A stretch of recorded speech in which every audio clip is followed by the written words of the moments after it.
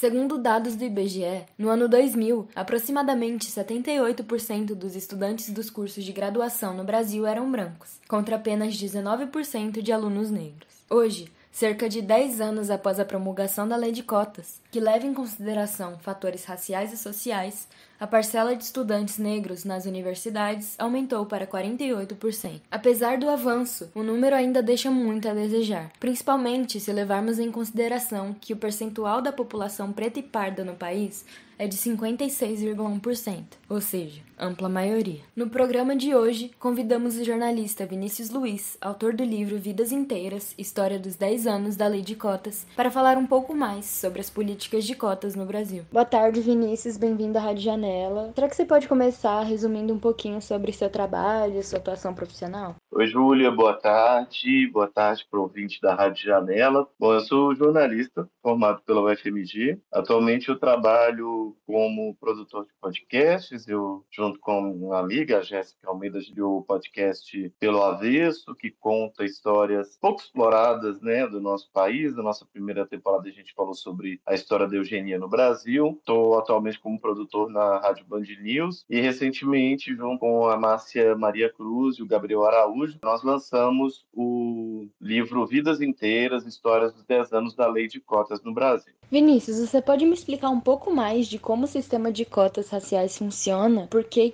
ele se faz extremamente necessário? Bom, o sistema de cotas, da forma como ele foi aprovado, né, em 2012, a ideia é que ele reservasse 50% das vagas das universidades federais para estudantes de escolas públicas de baixa renda. E aí você tem ali dentro, né, desses 50% uma escala dessa renda. Além disso, também dentro desse percentual tinha uma proporção reservada para pessoas pretas, pardas e indígenas, de acordo com a quantidade de pessoas autodeclaradas pretas, pardas e indígenas pelo censo do IBGE. Então, ele funcionava assim, né, a partir de 2012. E esse ano, com a aprovação da prorrogação da lei de cotas, você passa a ter um sistema mais amplo em que as pessoas todas concorrem na ampla concorrência e caso o aluno não atinja a nota da ampla concorrência, ele passa, então, a concorrer dentro das vagas reservadas, o que é um grande avanço, já que você permite que mais pessoas consigam, porque muitas vezes o aluno ele tinha nota muito alta nas cotas e acabava que os 50% virava um teto, né, para alunos pretos, pardos, indígenas, para alunos de escolas públicas, e agora eles vão poder disputar na ampla concorrência. Se não conseguirem, entram na lei de cotas, tornando assim o sistema mais justo e trazendo mais pessoas para dentro da universidade. Bom, por que ele é fundamental? Nós tivemos por muitos anos, né, no Brasil, a universidade brasileira sempre foi um lugar muito reservado. É como se você tivesse a reserva de vagas para as pessoas brancas, né? Porque o vestibular que existia antes, o mesmo o Enem, ele era muito voltado para pessoas que vinham das escolas particulares, em sua maioria brancas, né? Que tinham pessoas que têm mais condições financeiras de pagar, né, a escola particular. Então, a partir do momento que você tem as cotas sociais implantadas, você permite que os jovens consigam entrar na universidade, mostrando seu preparo, mas reservando esse espaço para que haja diversidade dentro da universidade. Ela é pública, né? A gente está tratando de um bem público e, portanto, ela deve atender a todos os segmentos da população e não ficar restrita a esse ou aquele segmento. Então, acho que as cotas elas trazem também uma reparação histórica, uma vez que o ensino superior no Brasil ele é uma forma também de se chegar, se ter acesso a melhores empregos, né, a mais oportunidades. Então, também é uma reparação histórica com a população negra, que foi escravizada por 3 séculos, com a população indígena, que foi escravizada, foi retirada de suas terras, enfim.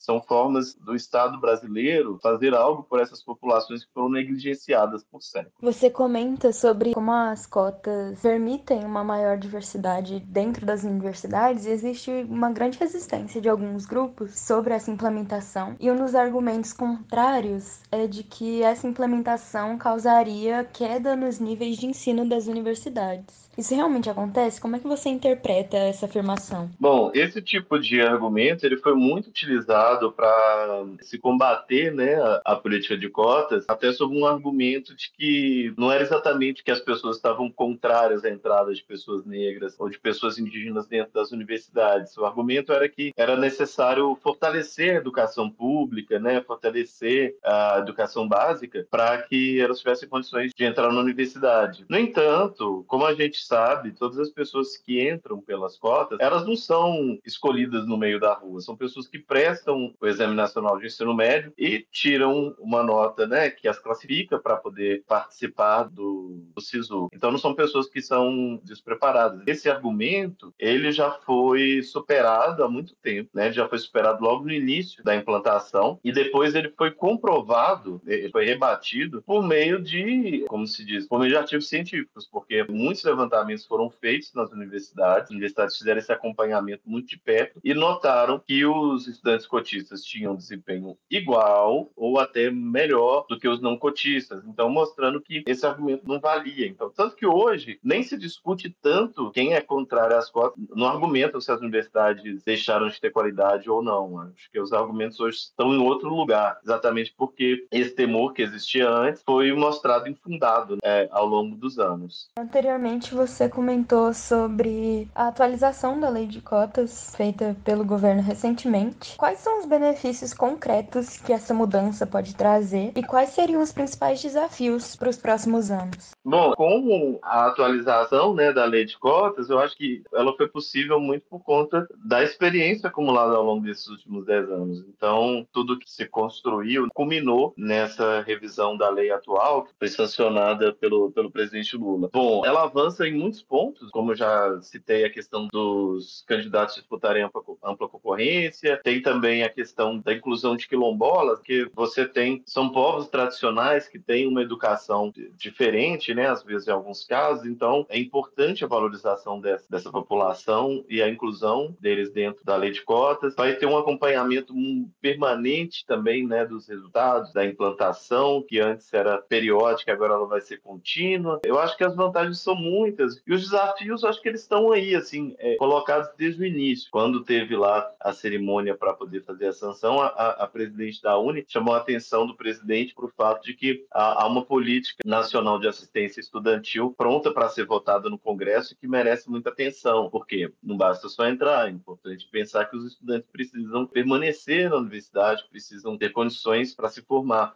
Atualmente, salvo engano, ao invés de ter uma política, nós temos duas políticas de assistência estudantil que provavelmente indicam um certo desajuste aí, né, enfim, na sua implantação, na forma como é feito o auxílio, né, para os estudantes. Então, é importante pensar nisso, ter uma política para a permanência desses estudantes. Eu acho que os desafios assim são muitos que já estão sendo colocados. Assim, a partir do momento que você tem uma população negra maior dentro da universidade, você começa a questionar a quem essa universidade serve, né? Para quem são feitas as pesquisas, a bibliografia que é colocada nas disciplinas, se essa bibliografia ela contempla autores negros, se ela contempla uma produção de conhecimento que atende a população negra, que atende aos problemas, né, dessa população que é a maioria no país. Então, são questões que precisam ser acompanhadas. E também resvala para outros pontos, assim, que estão fora da lei, como, por exemplo, a questão da docência, né? Os docentes, as universidades precisam ter políticas bastante sérias e contínuas para a inclusão de docentes pretos. E muito por uma questão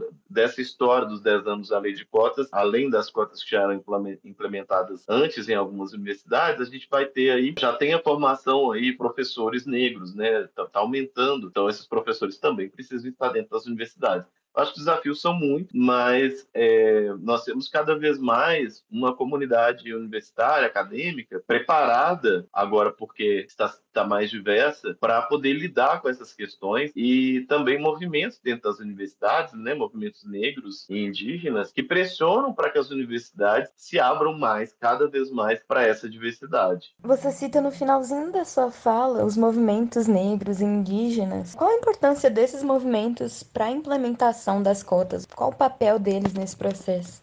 Muito legal essa pergunta, porque é sempre importante entender que as políticas públicas, elas acontecem não só pela vontade de governantes, parlamentares, ela vem muito por pressão dos movimentos sociais. E nesse caso da lei de cotas, a luta do movimento negro foi fundamental para que ela fosse aprovada e implementada. Ao longo do século XX, os movimentos negros sempre colocaram a educação, o acesso à educação, como uma prioridade por entender que as grandes diferenças, né, a desigualdade de acessos que existia e existe entre pretos e brancos, vinha muito dessa falta de acesso à educação. Então, por muito tempo, tinha essa luta por acesso à educação e essa luta ela aconteceu de diversas formas. Foi uma luta para tirar a estigmatização da população negra dos livros didáticos, que eles eram sempre colocados de forma estigmatizada, como escravos, né? Não eram escravizados, eram como escravos, também de forma pejorativa, né? Você não tinha um ensino da história do povo negro e a partir do final, né, da ditadura militar, o movimento negro estava bastante fortalecido. Ele começa a pleitear, né, algum tipo de ação afirmativa muito inspirado pelo que aconteceu nos Estados Unidos e na Índia, para poder se criar, né, aqui no Brasil, uma classe média negra, você ter condições, que as pessoas tivessem condições de estudo, tivessem melhores empregos. Então, lá desde 83, o Abdias Nascimento, quando ele chega ao Congresso, ele já vai apresentar uma ampla lei de reparação histórica, que ali aparece uma reserva de vagas e concessão de bolsas para pessoas negras. Esse projeto não vai para frente ao longo dos anos 90. E aí, quando eu falo que são deputados muito conectados ao movimento negro, né? Eles não estão ali sozinhos, eles estão ali sempre em diálogo com os movimentos, estão representando os movimentos. E aí a gente pode citar a Benedita da Silva, o K.O., o Paulo Paim, que é senador até hoje, e eles, ao longo dos anos 80 e 90, eles apresentam algumas propostas já muito parecidas com o que a gente tem hoje em relação à lei de cotas. Então, ao longo dos anos 90, quando chega os anos 2000, tem a Conferência de Durban, na África do Sul, que é a Conferência para o Combate à Discriminação Racial. O Brasil manda uma delegação que tem muitos integrantes do movimento negro e lá começa a se fechar essa pauta como prioritária. E aí, essa pauta começa a avançar em algumas universidades. Você tem a UERJ, você tem a UNB, algumas começam a trabalhar em cima dessa proposta, começam a aprovar, implementar, e isso vai crescendo. Em 2004 você tem o ProUni ele já vem com uma reserva de vagas para estudantes de escolas públicas e pretos, pardos e indígenas, até culminar na aprovação da lei de cotas. E é sempre importante mostrar que a lei de cotas, quando ela é aprovada, ela traz reserva de vagas para pessoas de escolas públicas e dentro disso tem pessoas pretas, pardas e indígenas. Então é importante notar que houve uma negociação por parte do movimento, por parte dos parlamentares negros e de outros aliados, de entender que se era mais fácil aprovar reservando para todos de escolas públicas, que se fizesse assim, colocando um percentual para pretos, pardos e indígenas. E assim foi. Então, assim, é importante entender que os movimentos, eles sempre estiveram na luta por inclusão e eles foram fundamentais nas articulações mesmo, né, para que essa política fosse implementada. Eu não posso falar muito do movimento indígena, porque eu não acompanho, não sou indígena, né, não tenho lugar de fala, mas também sei que o movimento indígena está o tempo todo batalhando, lutando, se articulando também para a garantia de direitos da população indígena. Não, realmente, pelo que você coloca, essa é uma luta que acontece há muito tempo, ela surge há muito tempo. No seu livro você fala sobre a história dos 10 anos de cota, mas pela sua fala, assim, parece que começa bem antes, né? Tem muita coisa ainda para trabalhar. Espero que estejamos chegando em lugares melhores sobre isso. Mas acho que já é muito importante a gente estar criando esses espaços para falar sobre. Por isso a gente agradece a sua presença aqui. Queria saber se você gostaria de acrescentar mais alguma coisa. Fica à vontade. Júlia, eu só quero agradecer pela oportunidade da gente estar falando sobre isso. Acho que é um tema muito importante e eu acho que a gente tem muito que celebrar por essa conquista, por essa política pública, porque ela está fazendo a diferença, está transformando a cara das universidades. Eu espero que seja sua semente para transformar a cara do país, né? Para a gente ter um país mais justo, menos desigual. E a lei de cotas, ela é um caminho para a gente alcançar essa igualdade. Então, muito obrigado para você e para todo mundo que está nos escutando. Um abraço.